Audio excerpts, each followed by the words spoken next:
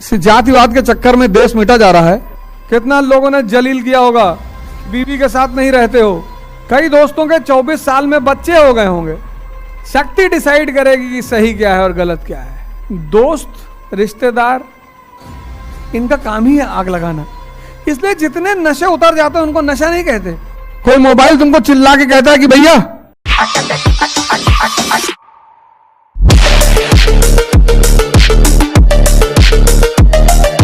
इस दुनिया में जितने भी महान लोग हुए, एक तो नशा ये है जो आम आदमी करता है। इसीलिए इस नशे को बड़ा घटिया कहा गया, क्योंकि चढ़ता है उतरता है। एक नशा है तुमको अपने अंदर किसी चीज को करने का, उतरता ही नहीं।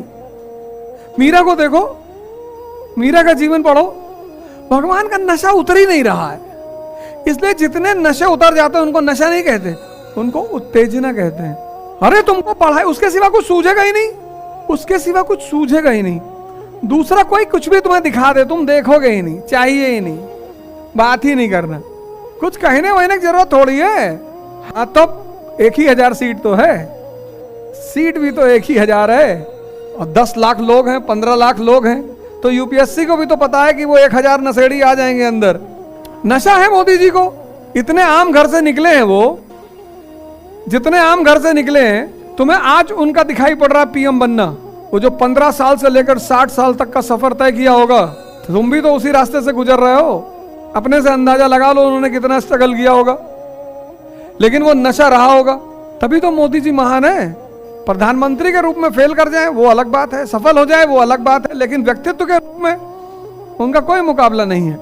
व्यक्तित्व के ही तो धनी है। खुद ही कहते हैं मैं कभी पढ़ा नहीं, भाइयों मैं कभी पढ़ा नहीं, खुद ही कहते हैं वो। लेकिन किस चीज के धनी है? व्यक्तित्व के।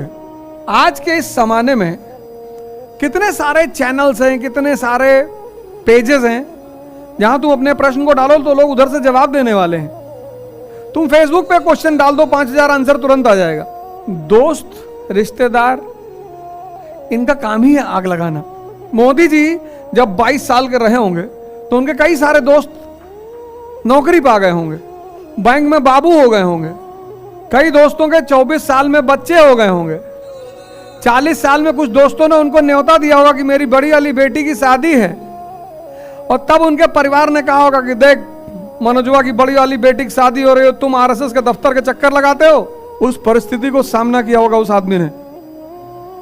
कितना लोगों ने जलील किया होगा कि बीवी के साथ नहीं रहते हो। कितना लोगों ने उस आदमी को गाली दिया होगा, पर उस आदमी ने कभी रिएक्ट नहीं किया।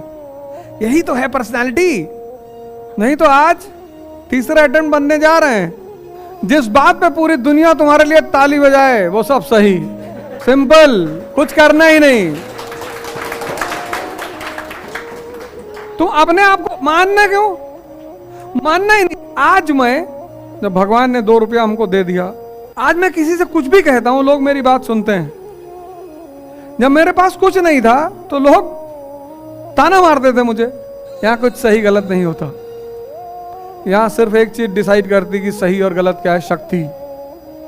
और तुम्हारे पास शक्ति है और तुमने यहां तक बाल छिलवा लिए, सिर्फ यहां बचा हुआ है। और बुलाया तुमने लोगों को, जरा जी बाबूजी कैसा लग रहा है? भगवान की तरह लग रहा है बाबूजी, बहुत अच्छा लग रहा है।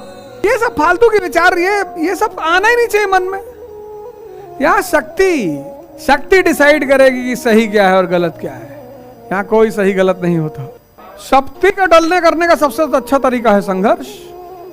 जितना संघर्ष करोगे, जितना दर्द बर्दाश्त करोगे, उतना बढ़ते चले जाओगे। भाई पहली बार घूमने जाते हो पहले दिन तो 10 किलोमीटर चल लेते हो, 2, 1.5, 1, और फिर जब लगातार 20 दिन घूमते हो फिर बढ़ गई ना शक्ति। बस यही है सिद्धांत। फोटो और मोबाइल मत निकालना बेटा, नहीं वहीं आएंगे अभी और दोबारा नहीं कहेंगे। तो जो आदमी सीखने आया है उसके साथ तुम अगर बदतमीजी करो तो दोबारा आएगा ही नहीं। और कहते हैं जब आदमी बड़ा हो जाता है तो मित्र हो जाता है। कहते हैं ना जब बेटा बड़ा हो जाए तो पिता का मित्र हो जाता है। तो अब तुम्हारी मित्रता वाली स्थिति है, अब हमारी तुम्हारी मित्रता वाली स्थिति है। लेकिन मित्रता का मतलब यह नहीं कि तुम बाप के कंधे हाथ रख के पूछोगे जो चौके लगाओगे। यह काम सिर्फ एक आदमी ने इतिहास में किया था, राम मनोहर लोहिया। राम मनोहर लोहिया जर्मनी से आए पीएचडी करके इकोनॉमिक्स में, तो बाप बेटे में पटती बहुत थी। तो कलकत्ता में फुटबॉल का मैच हो रहा था, तो दोनों बाप बेटों को बड़ा शौक था फुटबॉल देखने का। तो सौभाग्य से दोनों लोग स्टेडियम में बैठे हुए थे। तो राम मनोहर लोहिया जी के पिताजी ने पूछा कि माचिस रखे हो? उन्होंने कहा हाँ रखे हैं। कहा दो। तो माचिस दिए तो उनके पिता ने सिगरेट लगा के जलाया। तो जब सिगरेट जला ली तो लोहिया जी ने कहा कि पिताजी आपके अंदर शिष्टाचार नहीं है। बोले क्यों? बोले हमारी तो माचिस ले ली, कम से कम शिष्टाचार बस पूछ लेते कि सिगरेट पियोगे कि नहीं। तब उन्होंने डिब्बी निकाली, बढ़ाया, तो लोहिया ने भी लगा के जला लिया। लेकिन बेटा क्या है, बर्लिन यूनिवर्सिटी से इकोनॉमिक्स का गोल्ड मेडलिस्ट, उपलब्धि भी देख लो। हमारी आदत है हम काम वाली चीज देख लेते हैं कि नेहरू जी शराब पीते थे, तो नेहरू जी की शिक्षा भी तो देख लो। जब किसी व्यक्तित्व को इमिटेट करो तो पूरा करो। अब इस क्लास में बहुत लोग हैं जो खैनी खाते होंगे। हम यहां आए इलाहाबाद, तो जो लोग खैनी खाते हैं तो हम यहां आए तो पहले, अब आज का तो मुझे पता नहीं, सीनियर जूनियर पहले कहते थे खैनी बनाते हुए, नहीं भैया बना रहे। पूछे ये क्या है? बोले बीवीसी है। बुद्धिवर्धक चूर्ण। तो 10 बार खाए तो तुम्हारी भी तो आदत पड़ गई। जातिवाद के चक्कर में देश मिटा जा रहा है, तुम ही परिवर्तन करोगे तभी होगा भी। कहीं से तो शुरुआत करोगे। क्यों किसी की जाति पूछना है, क्यों किसी का धर्म पूछना है, क्या जरूरत है उसकी? यहां कुछ खास लोगों की फोटो लगी, डॉक्टर अंबेडकर की लगी। क्यों लगी? क्योंकि वो आदमी एक बहुत प्यारा सूत्र कहता है कि समाज और देश और विश्व को बदलने का सबसे सशक्त हथियार है शिक्षा। है तो संदेश है वो कि शिक्षा से सब कुछ बदला जा सकता है। और सूत्र किसी का भी, अंबेडकर किसी की बपौती थोड़े हैं। ये जितने महापुरुष है ये किसी की बपौती थोड़ी है, हमारे हैं। चाचा है? नहीं, चाचा नहीं है, सबके हैं ये। जो इनसे सीख ले, यही तो हिंदुओं की एक विधा थी। हिंदू मतलब जो सिंधु नदी के इस पार रहता हो। तो मूर्ति पूजा करते हैं हिंदू, तो मूर्ति पूजा में वो क्या करते थे, जैसे हनुमान जी की फोटो लगाया, तो जब तुम किसी की फोटो सामने रखते हो तो तुम्हें याद आता है कि ये किस चीज का सूचक है। तो हनुमान जी की फोटो लगाए तो किस चीज के सूचक है वो? ध्यान। विमल पाल मसाना गाइड, शाहरुख खान, अक्षय कुमार, अजय देवगन। जब तुमको पता है कि मैं एक बेहतरीन चीज लोगों को देने जा रहा हूं तो तुम्हें चिंता करने की जरूरत ही नहीं है। हर चीज का एक टाइम पीरियड होता है। भाई हुंडई भी कार बनाती है, मारुति भी बनाती है, वोक्सवैगन भी बनाती है, महिंद्रा भी बनाती है।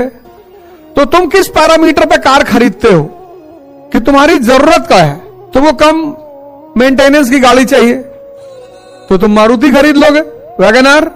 इसका मतलब ये थोड़ी है कि सेंट्रो बुरी है। तुमको अपने घर से क्लिनिक जाना है तो वैगनआर बहुत है।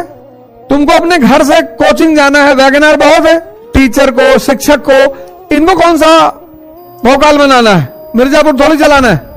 तो किसी को मारुति की आवश्यकता है वो मारुति खरीद रहा है, किसी को सेंटो की आवश्यकता है वो सेंटो खरीद रहा है, जिसको बड़े बड़े पूंजीपतियों के साथ बैठ के बैठक करनी है वो मर्सिडीज खरीद रहा है। या तो तुम्हारा कद बड़ा हो जाए और या तुम्हारा पद बड़ा हो जाए।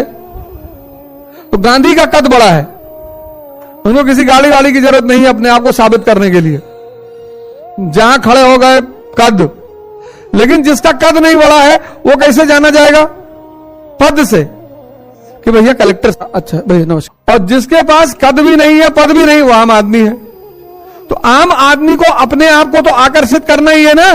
तभी तो शादी वादी में खूब बन सवर के जाता है कि कोई तो देख ले।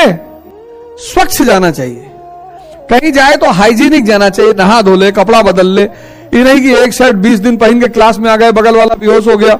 मोबाइल को अपने जीवन से लाखों कोसों दूर दूर कर दो। ये मृत चीज है, तुमको कमांड करती है। कोई मोबाइल तुमको चिल्ला के कहता है कि भैया, तो जब मृत चीज तुम्हें कमांड करेगी, तुम्हारे ऊपर हावी हो जाएगी, तो तुम्हारी एकाग्रता को भंग करेगी नहीं करेगी? हम सब ऑर्डिनरी पैदा होते हैं। भगवान, इस देश में भगवान का कॉन्सेप्ट है। भगवान राम, भगवान कृष्ण। और रामचंद्र जी लंका की तरफ जा रहे हैं, समंदर सामने पड़ गया, हाथ जोड़ लिए। सारी शक्ति मौजूद है, हाथ जोड़ लिए। ये महानता है। शक्ति के बाद किसी के साथ अच्छा व्यवहार करना